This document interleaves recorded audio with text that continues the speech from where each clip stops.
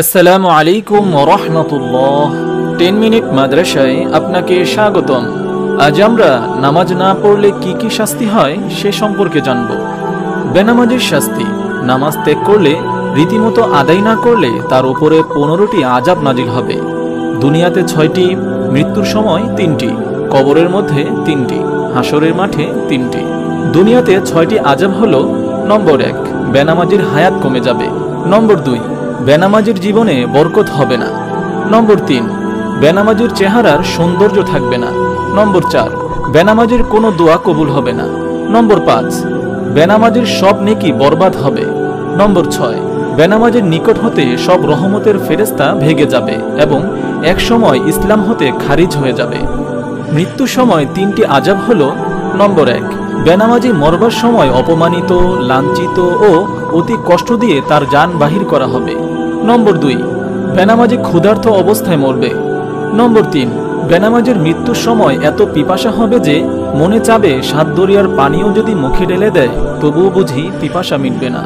কবরের মধ্যে 3টি আযাব হলো: নম্বর 1, বেনামাজির কবর চেপে এসে তাকে পিষতে থাকবে, এতে তার এক পাজরের হাড় অপর পাজরের হাড়ের সহিত মিশে যাবে।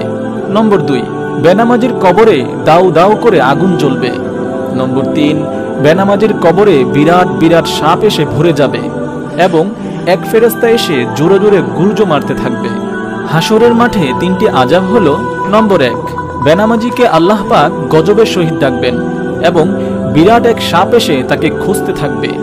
নম্বর 2, 30,000 বৎসরের পুলসিরাতের রাস্তা, যা হীরার চেয়ে ধারালো, চুলের চেয়ে চিকন, আমাবস্যার রাতের চেয়ে অন্ধকার। বেনামাজি যখন সেই পুলের উপরে পা রাখবে সঙ্গে সঙ্গে পা কেটে টুকরো টুকরো হয়ে যাবে। নম্বর 2, বেনামাজির জন্য ওয়াইল নামক দুজক ঠিক করে রেখেছেন। ফেরেশতা কিয়ামতের দিন দুজকে ফেলে আযাব দিবেন। দুনিয়ার বেনামাজি বাদশাকে বলা হবে, কেন নামাজ পড়নি? সে বলবে, ব্যস্ততার জন্য সময় পাইনি। বলা হবে, সুলাইমান আলাইহিস সালাতু ওয়াস সালাম সারা বিশ্বের রাজত্ব পেয়েও কোনোদিন নামাজ ছাড়েননি। তুমি মিথ্যা ওজর করছো। হে ফেরেশতারা, ওকে জাহান্নামে নিয়ে যাও। রোগী বলবে, রোগের জ্বালায় নামাজ পড়তে পারিনি। বলা হবে, আইয়ুব আলাইহিস সালাতু ওয়াস সালামকে 18 বৎসর পোকায় খেয়েছে, তবুও সে নামাজ ছাড়েনি। তুমি মিথ্যা ওজর করছো। হে ফেরেশতারা, ওকে জাহান্নামে নিয়ে যাও। আরেকজনে বলবে, সন্তান অনেক ছিল, তাদের সেবায় ব্যস্ত ছিলাম। বলা হবে, ইয়াকুব আলাইহিস সালাতু ওয়াস সালামের ছেলে মেয়ে তোমার চেয়েও বেশি ছিল। ইউসুফের জন্য কাঁদতে কাঁদতে অন্ধ হয়ে গিয়েছিল, তবুও নামাজ ছাড়েনি। তুমি মিথ্যা ওজর করছো। হে ফেরেশতারা, ওকে জাহান্নামে নিয়ে যাও। বেনামাজি স্ত্রী লোককে হাজির করা হবে। সে বলবে, স্বামীর কাজের চাপে তাহার ভয়ে নামাজ পড়তে পারিনি। বলা হবে, ফেরাউনের স্ত্রী আসিয়ার স্বামী বড় জালিম না তোমার স্বামী বড় জালিম? জালিমের বিবি হয়েও আসিয়া নামাজ ছাড়েনি। তুমি মিথ্যা ওজর করছো।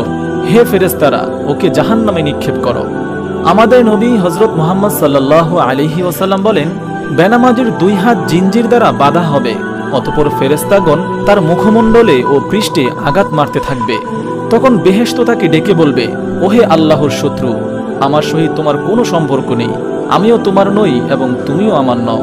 তখন দোজখ তাকে ডেকে বলবে, আসো আসো, আমার নিকট আসো, আমি তোমার, তুমি আমার।